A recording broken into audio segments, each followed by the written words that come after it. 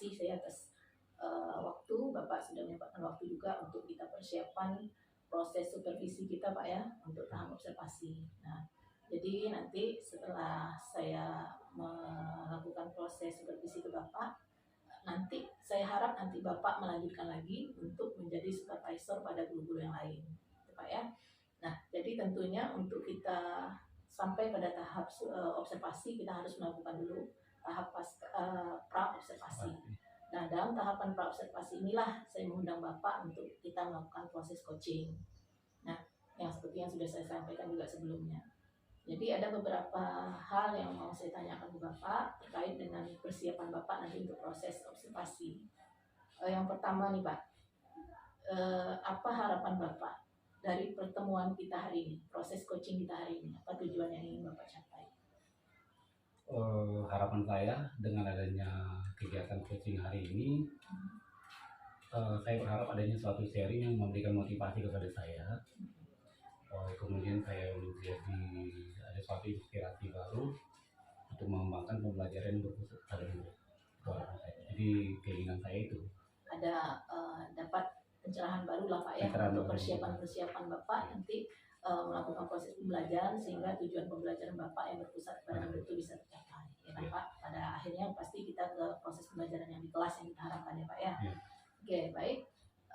Dengan tujuan yang sudah Bapak sampaikan tadi, harapan yang Bapak sampaikan tadi, menurut Bapak ini apa kekuatan atau kelebihan potensi yang Bapak miliki untuk bisa berhasil nanti di dalam proses pencapaian tujuan pembelajaran Bapak?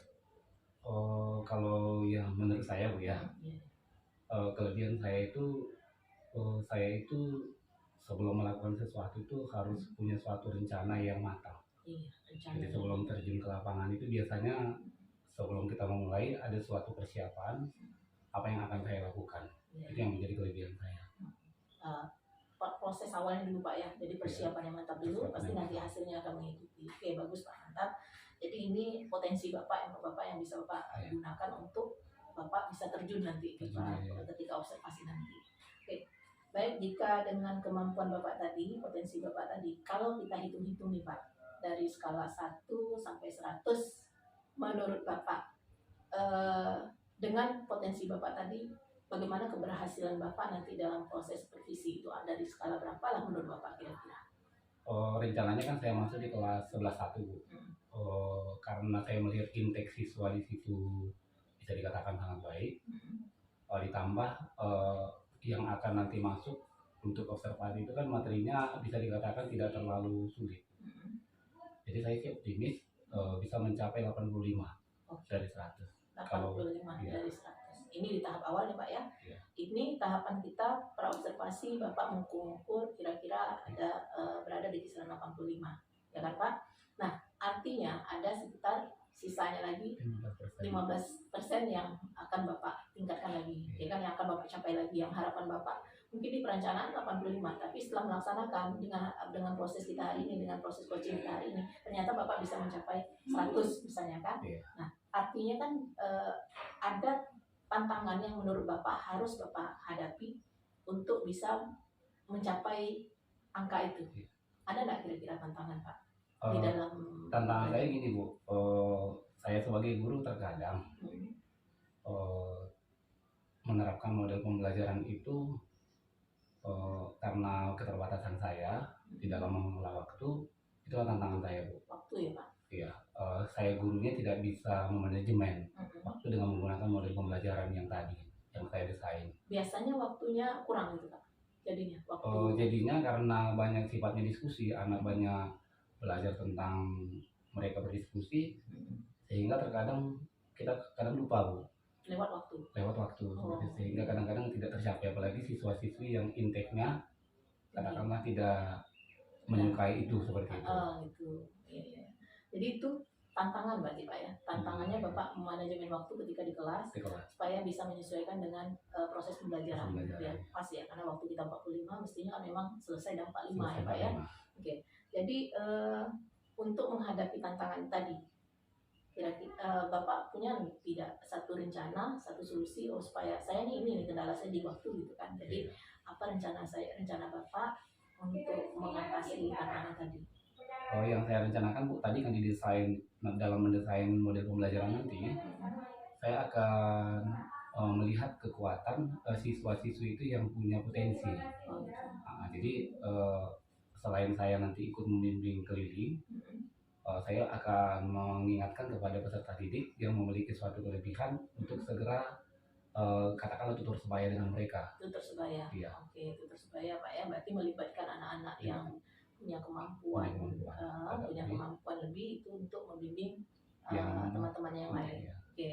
Jadi dari yang sudah Bapak sampaikan ini tergambar sama saya ini, berarti Bapak punya satu model pembelajaran yang bisa mengatur bagaimana, ini kan tidak mungkin di tengah kegiatan pembelajaran tiba-tiba kita ambil nih untuk membimbing, pasti ada metode di awal yang sudah Bapak terapkan sehingga Bapak bisa melibatkan nih anak yang ini dilibatkan di sini, anak yang ini dilibatkan di sini. Apa model pembelajaran atau teknik yang Bapak gunakan? Yang saya rancang untuk materi kedepannya kan Bu ya, yang saya rancang adalah model pembelajaran discovery learning. Kenapa itu saya pilih? Karena di situ bisa nanti melibatkan anak-anak yang dia punya kemampuan lebih untuk bisa berdiskusi di kelompoknya. Jadi nanti bisa langsung katakanlah mereka mengumpulkan data, mengolah data, sehingga yang tadi yang katakanlah misalnya yang 15% kurang tercapai, saya mau melibatkan mereka itu untuk bisa ambil bagian, untuk berdiskusi dan membantu teman-temannya yang katakanlah bisa yang memiliki lemah dalam bidang ketika nanti saya akan pembelajaran itu. Jadi artinya memang udah tergambar sama saya ini anak-anak dilibatkan. Sekarang saya tanya nih Pak, selama proses pembelajaran yang sudah Bapak lakukan, menurut Bapak apakah anak-anak itu semuanya memiliki kemampuan yang sama di kelas? Oh tentu tidak. Tentu tidak. Jadi dengan kemampuannya berbeda-beda ya Pak. Apalagi matematika kan, anak ya ada kemampuan yang mungkin dia sampai baru di A, kemudian ada yang sudah di B, ada yang sudah di C. Nah dalam menyikapi ini gimana proses pembelajaran Bapak di kelas? Yang pasti sebelum pengelompokan kan Bu, saya mengelompokkan siswa itu tidak hanya berdasarkan akademik, bukan berdasarkan seperti itu, tapi mereka misalnya senangnya di mana. Kan kadang-kadang anak saya itu sekarang Bu ada yang suka sekali mendengarkan video. Jadi melalui video jadi dikelompokkan. Jadi anak-anak tadi yang katakanlah misalnya dia lemah, dia sebenarnya senang di mana. Jadi nanti dibantu. Kemudian ada juga anak-anak memang dia maunya membaca, memang ada. Ada yang senang baca ya Pak ya. Senang membaca di situ ya. Iya, dari yang sudah Bapak sampaikan itulah yang pembelajaran diferensiasi ya Pak ya. Berarti Bapak sudah melakukan pembelajaran diferensiasi. Yang tentunya Bapak mengelompokkan di awal tadi kan dengan adanya asesmen awal, ya kan Pak. Asesmen awalnya bisa Bapak secara diagnostisnya ada yang tidak, yang kognitif, ada yang non kognitif, ya kan Pak. Itu sudah bagus sekali Pak. Jadi dengan hasil itu kita baru tahu kan Pak, anak ini butuh ini, anak itu. Berarti nanti dalam proses observasi itu Bapak terapkan ya Pak ya? Rencana ya Bu, karena memang materinya itu kan sekarang tentang lingkaran. Jadi saya mau lihat dulu, sekarang kan baru pendahuluan kami. Baru pendahuluan, kira-kira saya mau lihat dulu anak-anak ini senangnya di mana. Cenderungan belajarnya di mana? Gitu ya. Berarti masih tahap awal ya Pak ya. Itu yang mau saya lihat juga. Jadi kalau yang sudah Bapak paparkan sudah tergambar sama saya, berarti pembelajaran diferensiasi sudah terlihat. Nah, satu lagi Pak, ada kita sekarang ini menggunakan teknik pembelajaran yang namanya KSE, ya, penguatan emosional. Nah, pernah tidak di dalam proses pembelajaran Bapak itu, Bapak melihat ada anak yang tiba-tiba dia nampak tidak bersemangat, anak jenuh dalam belajar kita, ada nggak Pak dalam proses pembelajaran? Sering terjadi. Sering terjadi. Nah, karena sering terjadi, karena maklum matematika ya Pak ya. Inisiatif apa yang sudah Bapak lakukan untuk melibatkan kembali anak-anak yang seperti itu? Misalnya nih sedang asik-asik Bu ya, kemudian sedang asik-asik dalam pembelajaran, tiba-tiba ada kita melihat jenuh, beberapa orang kayaknya melamun atau gimana kan, saya ambil perhatian. Saya ambil perhatian, coba anak-anak seluruhnya di sini coba dengarkan cerita Bapak. Jadi saya kadang-kadang ambil satu bercerita, tapi berceritanya di luar topik matematika. Memberikan suatu motivasi atau renungan kepada mereka, sehingga mereka bisa fokus kembali, itu yang saya lakukan. Saya harapkan itu ada nanti Pak ya, di tengah pelajaran yang saya observasi nanti itu terlihat, karena memang itulah Pak, jadi emosional anak itu memang tidak tetap, itulah yang harus kita kembalikan lagi. Apalagi belajar matematika misalnya 2 jam pelajaran ya Pak ya, pasti di kemampuan anak itu ya sekitar 30 menit mungkin fokus udah itu kan nanti udah kabur lagi apanya kan konsentrasinya. Jadi dengan cara Bapak itu boleh mungkin yang sekarang kita kenal ada ice breaking segala macam, sebenarnya tidak terpaku pada permainan aja, cerita boleh atau dalam bentuk musik. Nah itu kan inisiatif dari gurunya masing-masing. Saya berharap itu nanti muncul Pak dalam observasi kita ya Pak. Setelah kita pertemuan hari ini, nah nih kita nih pada penghujung pertanyaan saya nih Pak, apa komitmen Bapak ke depan, tindak lanjut Bapak ke depan untuk proses observasi kita nanti? Ya seperti di awal saya sampaikan tadi kan Bu, ke salah satu kelebihan saya kan sebelum ke melakukan sesuatu kan butuh perencanaan. Jadi mungkin saya akan review ulang kembali tentang modul ajar yang sudah saya desain sebelumnya. Kita sesuaikan dengan apa yang sudah kita hasilkan hari ini. Kemudian sesuaikan, Bapak laksanakan sesuai dengan yang sudah Bapak siapkan. Oke, baik, terima kasih Pak ya. Jadi memang kita tidak lama-lama di proses coaching ini Pak. Yang penting saya tergambar apa yang akan Bapak lakukan di kelas. Nanti semuanya akan terlihat nanti dalam proses observasi. Kita akan kembali lagi coaching nanti pasca observasi untuk melihat ada tidak dari 80 yang Bapak targetkan 85, mana tahu nanti kan jadi 100 gitu kan, karena dengan penerapan itu kan kita saya lakukan pertanyaan-pertanyaan, dia akan nampak nanti Pak, akan terlihat ada perubahan atau tidak gitu Pak ya. Untuk kali ini sih baru saya mencapai 85 itu target ya, biasanya jarang ya, cuman karena saya lihat intake siswa kebetulan yang saya rencanakan di kelas yang intake-nya bagus, ditambah materinya saya lihat, menurut saya bisa mencapai itu. Itu pegangan kita Pak, itu skala yang menurut kita bisa kita capai, dan kita nanti tentu komitmen Bapak untuk bisa mencapai itu dulu. Kalau lebih dia syukur, tapi kalau kita usahakan memang mencapai nilai yang itu gitu Pak ya. Ya mungkin itu aja Pak untuk coaching kita hari ini. Nanti ini Bapak isi aja sesuai dengan metode Bapak, dan kita observasi nanti kita jadwalkan sesuai dengan waktu Bapak nanti. Ya Pak, terima kasih. Ya, Pak.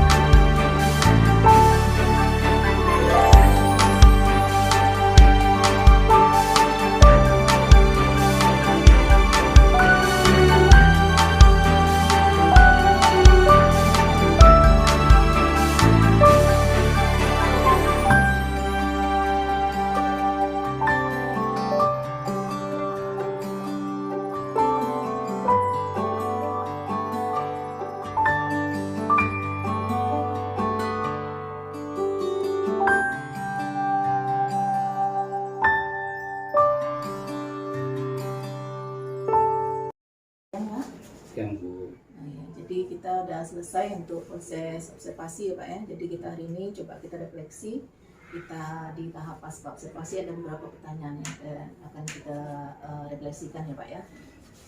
Yang pertama saya tanyakan, bagaimana perasaan Bapak setelah Bapak menyajikan pelajaran yang kita sudah isi tadi? Perasaan saya senang. Saya senang menerapkan pembelajaran di kelas. Karena banyak hal yang menginspirasi saya untuk terus menerapkan pembelajaran berdiferensiasi. Bisa saya lihat tadi Pak ya. Gurunya senang, anaknya juga senang ya Pak ya. Oke. Yang kedua nih Pak, saya mau coba apa proses pembelajaran yang sudah Bapak laksanakan itu menurut Bapak sudah sesuai dengan yang Bapak rencanakan, yang dalam perencanaan awal? Menurut saya yang saya rencanakan dari awal ketika penerapan pembelajaran di kelas sesuai Pak ya? Karena memang sesuai dengan modul ajar yang saya buat. Itu benar-benar memang saya implementasikan saat pembelajaran. Kalau begitu menurut Bapak hal apa yang dirasakan yang memuaskan? Misalnya tadi Bapak bilang kan Bapak senang, cukup memuaskan. Nah, hal apa yang paling membuat Bapak sangat memuaskan sekali dalam proses pembelajaran tadi? Hal yang paling memuaskan itu saya melihat aktivitas anak saat pembelajaran, mereka itu aktif. Aktivitas anak ya Pak ya? Iya, aktivitas anak itu ya? aktif, dan saya melihat ada suatu perasaan mereka senang untuk boleh belajar matematika. Padahal belajar matematika ya Pak ya? Iya. Oh iya, iya. Betul, saya lihat itu juga Pak ya. Menurut pikiran Bapak, apakah tujuan pembelajaran kita sudah tercapai itu Pak? Kalau menurut saya sudah. Sudah ya? Sudah. Kemudian ada tidak menurut Bapak itu kesulitan dari sisi siswanya Pak? Siswa sepertinya sulit mengikuti itu, ada nggak? Kalau menurut saya kan Bu, karena PBM saya itu kan mengambil gaya belajar, kelompok gaya belajar. Jadi ada satu kelompok siswa yang merasa temannya itu ada yang memang benar-benar, satu dia orang yang bisa belajar sendiri. Kemudian dia agak sulit diajak, walaupun kawannya sudah berusaha untuk mengajak, tapi memang tipikal belajar dia seperti itu. Kawan-kawannya harus aktif banget dia untuk mengajak agar dia belajar aktif. Jadi itu dari sisi siswanya ya Pak ya, kesulitan belajar kita itu terbatas sama ada beberapa anak yang mungkin karena dia senang dengan pelajaran itu sehingga orang memperhatikan kerjasama dengan kawannya Pak ya. Yeah. Jadi nilai kerjasamanya yang. Nah kalau yang kesulitan dari Bapak sendiri, apakah ada kesulitan atau lancar aja menurut Bapak, ada masalah? Selama PBM, karena saya lihat kan di awal kan ketika diagnosa awal materi ini kan termasuk kategori mudah. Jadi saya merasa tidak terlalu ada yang perlu masih bisa diatasi. Iya, masih bisa diatasi. Iya. Nah tadi kan ada kesulitan anak tadi Pak, kesulitan dari sisi anak seperti yang Bapak sampaikan tadi. Apakah menurut Bapak ada alternatif untuk mengatasi itu biar masalahnya nanti di pertemuan selanjutnya bisa teratasi yang seperti itu? Iya, jadi setelah PBM itu kan nampak dari refleksi dan tindak lanjut ya. Setelah itu saya akan melakukan pemanggilan kepada anak yang kesulitan. Sebenarnya tidak kesulitan, sebenarnya cuma justru sulitnya dalam hal bekerja sama. Iya, sulit dia bekerja sama. Jadi memang harus diterapkan sama dia budaya positif untuk bisa bekerja sama sama teman-temannya lain. Meskipun dia sebetulnya mampu untuk diri dia Pak ya, tapi ke kawan yang belum. Jadi usaha Bapak pada pertemuan berikutnya untuk pemanggilan anak yang bersangkutan untuk diarahkan Pak ya. Baik. Kemudian menurut Bapak, coba Bapak identifikasi hal-hal yang sudah mantap yang menurut Bapak, kemudian apa hal yang perlu ditingkatkan, dan dari proses pembelajaran itu manalah yang menurut Bapak yang ini udah bagus nih yang harus Bapak bisa Bapak gunakan lagi dan memang harus ditingkatkan lagi. Yang menurut saya yang menjadi keunggulan ketika PBM pada saat itu, saya kan menerapkan pembelajaran itu yang model discovery learning. Jadi itu tepat sekali kepada kebutuhan siswa. Jadi masalah dalam matematika, dalam materi itu bisa diatasi dengan model pembelajaran discovery learning. Itulah yang menjadi keunggulannya. Kemudian hal-hal yang perlu diperbaiki kalau menurut saya mungkin bagaimana saya sebagai guru bisa lebih manajemen waktu dengan baik. Waktu sehingga memang pada saat PBM itu bisa efisien dan efektif berjalan. Menyesuaikan antara waktu lebih Pak ya, karena anak-anak kan semangat semua ya. Oke. Nah ini yang terakhir nih Pak, sebagai bentuk refleksi kita kan dengan melihat ada kekurangan siswa masih, kemudian Bapak melihat kelebihan Bapak, kemampuan Bapak juga ada Bapak sampaikan di sini. Nah untuk pengembangan diri ke depan, untuk pertemuan berikutnya menurut Bapak, misalnya ada kita pertemuan lagi, menurut Bapak apa yang perlu Bapak tingkatkan lagi pada diri Bapak, pengembangan diri Bapak bagaimana? Mungkin ada yang perlu, saya ingin lebih tahu masalah ini, pengembangan diri Bapak. Yang perlu dikembangkan dalam diri saya adalah terus untuk menggali potensi diri saya, bagaimana saya bisa menjadi guru atau pemimpin pembelajaran yang baik di kelas. Jadi ketika itu akan terus saya pelajari. Jadi saya sekarang orientasinya tidak lagi kepada hasil akhir, tapi bagaimana memang proses pembelajaran itu berjalan dengan baik dan menyenangkan bagi siswa yang pastinya pembelajaran itu fokusnya ke proses pembelajaran, bagaimana proses pembelajaran itu bisa berjalan dengan efektif dan anak-anak bisa senang dengan belajar matematika. Jadi dengan itu rencana Bapak ke depan gimana? Bapak ini usahanya untuk terus menggali potensi lagi melalui apa mungkin? Apakah Bapak mengikuti pelatihan atau gimana untuk pengembangan? Yang pasti kan Bu, sekarang ini ada platform Merdeka Mengajar. Oh iya. Nah, jadi saat ini saya pun sudah ada juga terinspirasi dan termotivasi untuk terus mengikuti pelatihan mandiri. Pelatihan mandiri ya Pak, banyak Pak ya. Jadi Dan banyak juga saya menonton bukti karya tentang seperti apa pembelajaran berdiferensiasi. Jadi usaha untuk pengembangan diri tentunya Bapak nanti mengikuti pelatihan PMM, praktik baik yang ada di PMM. Itu kalau boleh saya tahu untuk PMM itu yang topik mana yang perlu menurut Bapak nih untuk Bapak betul Bapak tingkatkan, topik yang mana yang mau Bapak Bapak tuntaskan dan kapan Bapak bisa mengikuti itu? Kan ada topik sekarang itu kan pembelajaran berdiferensiasi. Jadi saya sekarang sudah dalam proses sedang mengerjakan pelatihan mandirinya, dan saya mau coba mengunggah suatu bukti nyata tentang seperti apa pembelajaran berdiferensiasi. Jadi yang terus saya pelajari sekarang. Berarti yang sekarang Pak ya, berarti dalam fase sekarang nih, dalam periode semester ganjil kita nih Pak ya. Oke, jadi itu Pak ya, saya sudah tergambar, memang juga saya lihat proses pembelajaran sudah sesuai dengan yang perencanaan Bapak, dan yang di PMM juga, di PMM nanti mungkin selain pembelajaran diferensiasi banyak Pak, mungkin Bapak kemarin ada menerapkan KSE saya lihat kan, jadi bisa juga Bapak lihat lagi nanti di PMM sebagai tempat kita untuk pengembangan diri dan praktik baik Pak, praktik baik banyak di sana, dan harapan saya nanti apa yang sudah Bapak dapatkan di sana bisa Bapak berbagi ke kawan-kawan di sini. Mungkin itu aja ya Pak ya. Jadi pertemuan kita mungkin untuk pasca ini cukup Pak, untuk pengembangan diri selanjutnya nanti saya lihat untuk proses selanjutnya gimana. Mungkin cukup Pak ya, silakan untuk lanjutkan pelajaran nanti. Selamat siang.